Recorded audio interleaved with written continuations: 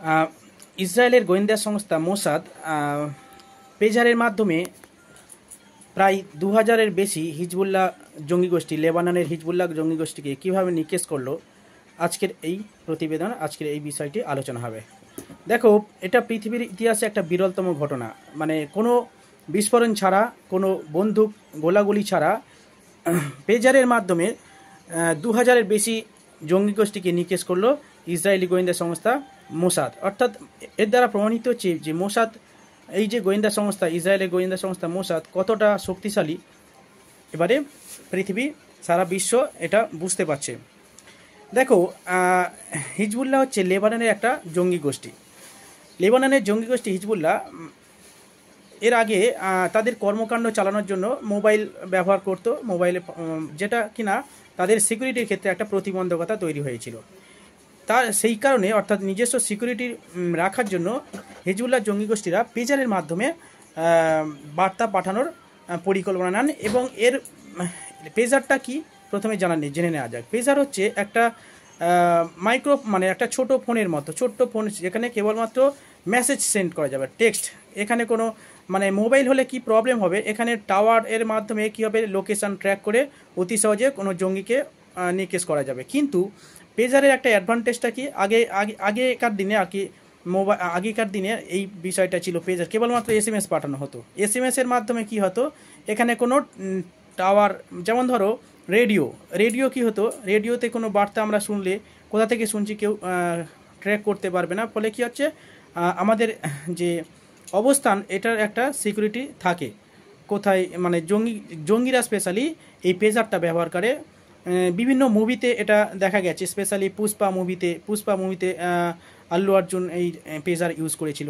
এছাড়া অন্যান্য বিভিন্ন মুভিতে এই পেজারের একটা অ্যাডভান্টেজটা কি, এটা ব্যবহার করলে ওই ব্যক্তি কোথায় রয়েছে এটা জানা যাবে না। ফলে কি হচ্ছে, এটা সিকিউরিটির জন্য খুবই গুরুত্বপূর্ণ, স্পেশালি যারা সন্ত্রাসমূলক কর্মকাণ্ড করে থাকে তাদের জন্য এটা পেজারটা একটা, মানে নিরাপদ একটা অংশ আর কি। সেইখানে পেজার হিজবুল্লাহর যে প্রধান, প্রায় ৩০০০ পেজার নির্মাণ করার জন্য, বা ৩০০০ পেজার তৈরি করার জন্য তাইওয়ানের একটা গোষ্ঠীকে, অর্থাৎ তাইওয়ানের অ্যাপেলো গোল্ড গোষ্ঠীকে দেয় আর কি, বরাদ দেন। ঠিক আছে, কিন্তু তাইওয়ান কি করলো, তাইওয়ান এই পেজার তৈরি না করে হাঙ্গেরি কোনো একটা সংস্থাকে এই পেজার নির্মাণের একটা চুক্তি স্বাক্ষর করে, তারাই এই পেজারটা তৈরি করে। তো এই খবরটা ইসরায়েলের যে গোয়েন্দা সংস্থা মোসাদের কাছে পৌঁছে যায়। এবং মোসাদ কী করলো, মোসাদ কী করলো, ওই যে ওই পেজার জঙ্গিদের হাতে আসার আগে কিন্তু একটা, যখন তৈরি করা হলো, সেখানে একটা বিস্ফোরক মানে অ্যাড করে দিল, যেখানে তৈরি হয়েছে আর কি। সেখানে গোয়েন্দা সংস্থার মাধ্যমে, তাদের গোয়েন্দা সংস্থা খবর নিয়ে সেই যেখানে তৈরি হয়েছে তাদের সঙ্গে টাই আপ করে ওই পেজারের মধ্যে একটা বিস্ফোরক লাগিয়ে দেওয়া হয়, যেটা হচ্ছে মাত্র খুবই কম, 30 গ্রামের মতো একটা বিস্ফোরক লাগিয়ে দেওয়া হয়। এবং সেখানে একটা চিপ লাগিয়ে দেওয়া হয়, যাতে সেই, মানে তাদের, অর্থাৎ মোসাদের কন্ট্রোলের মাধ্যমে সেই বিস্ফোরণটা ঘটানো যায় বা বার্তাটা প্রেরণ করা যায়। সেখানে একটা চিপও লাগানো হয়েছিল। ঠিক আছে, তো তার পরবর্তীকালে তৈরি হয়ে যাওয়ার পরে মোসাদের কাছে, মানে মোসাদের যেমন সরবরাহ করা হয়। তো প্রায় 6 মাস ধরে আর কি হিজবুল্লাহর যে জঙ্গি গোষ্ঠীরা এই পেজারটা ইউজ করেছে আর কি। তো এরপরে মাসে কোনো একজন হিজবুল্লাহর কোনো একজন হঠাৎ একটা, মানে সন্দেহ হয় আর কি।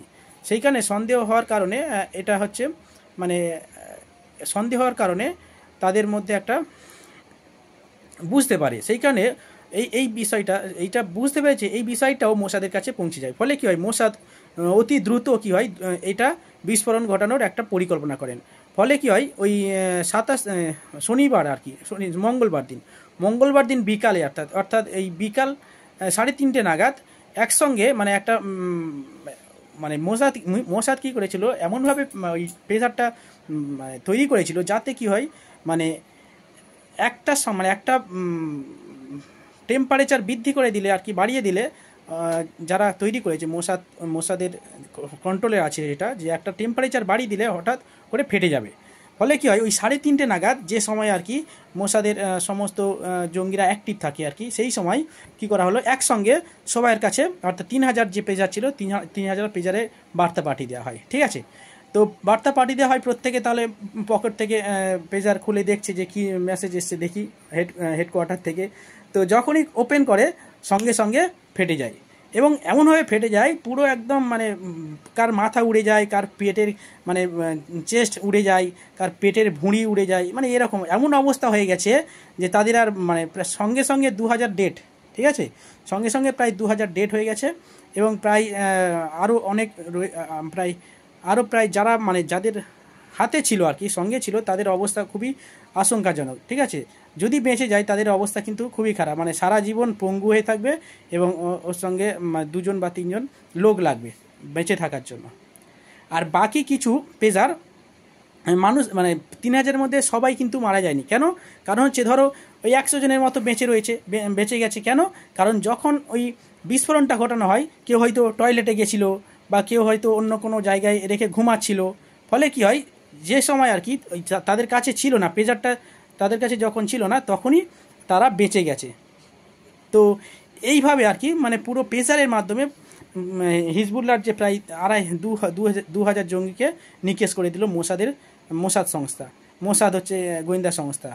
তো ইসরায়েলের কতটা পাওয়ারফুল এবার বুঝতে পারছো। ইসরায়েল হচ্ছে মানে কথা কম বলবে, কাজের মাধ্যমে পুরো মানে শত্রুকে কিভাবে নিকেশ করতে হয় ইসরায়েল তা দেখিয়ে দিল। তো বর্তমানে এর দ্বারা একটা শিক্ষা নেওয়া যেতে পারে। কীরকম? ধরো আমাদের ভারতবর্ষের প্রায় বেশিরভাগ গ্রাহক মিনস হচ্ছে সবই চায়না প্রোডাক্ট ইউজ করে। তো চায়না প্রোডাক্ট ইউজ করে, চায়না তো মানে মনে করতে পারে যে মনে করলে আর কি ভারতের সঙ্গে চায়না রিলেশন ভালো না, তাহলে কি হবে, চায়না যদি মনে করে প্রতিটা প্রোডাক্টের মধ্যে কম্পিউটার মোবাইল সব চায়না, হ্যাঁ কম দামের ভালো জিনিস পাচ্ছি, তো চায়না যদি মনে করে যে কোনো মুহূর্তে কিন্তু একটা বিশাল করে দিতে পারে। ফলে কি হচ্ছে, এই কারণে সমস্ত ধরনের মানে নিজস্ব টেকনোলজি ইউজ করা খুবই দরকার আছে বর্তমানে মানে সিকিউরিটির ক্ষেত্রে। হ্যাঁ, আমাদের ডিজিটাল ইন্ডিয়া হচ্ছে সারা ভারতে ডিজিটাল ইন্ডিয়া হচ্ছে, কিন্তু ডিজিটাল ইন্ডিয়া মিনস হচ্ছে কি ডিজিটালভাবে আমাদের তৈরি করতে হবে। তো ডিজিটালি সবই চায়না প্রোডাক্ট বা অন্যান্য দেশের product, Facebook America, mark Zuckerberg, WhatsApp হ্যাঁ অন্য দেশের, ইনস্টাগ্রাম সব অন্যান্য দেশের, বা যত ধরনের মানে এরগুলোর আছে আমরা ডিজিটাল ইন্ডিয়ার ক্ষেত্রে যেগুলো আমরা ইউজ করে থাকি সবই মানে ইন্ডিয়ান প্রোডাক্ট নয়, ফ্লিপকার্ট ইন্ডিয়ার প্রোডাক্ট। ঠিক আছে, তো বাকি সবই কিন্তু মেড ইন অ্যাব্রড। ফলে কি হয়, এটা কিন্তু একটা শিক্ষার পেল, সারা বিশ্ব শিক্ষা পেল, এবং ভারতকেও শিক্ষা নিতে হবে যে সমস্ত ইলেকট্রনিক্স দ্রব্য যেগুলো আমরা ইউজ করি আমাদের মেড ইন ইন্ডিয়া হতে হবে। মেড ইন ইন্ডিয়া এই যে স্লোগান, এটা কিন্তু কার্যকর করতে, নাহলে কিন্তু ইন ফিউচারে মোসাদের মতো কিন্তু যে কোনো ঘটনা ঘটে যেতে পারে যে কোনো শত্রুপক্ষ। ঠিক আছে, আশা করি বোঝাতে পেরেছি। তো যাই হোক, আজকের প্রতিবেদনটা এই পর্যন্ত। আসছি পরের ভিডিওতে নতুন একটা ভিডিও নিয়ে। ওকে, বাই।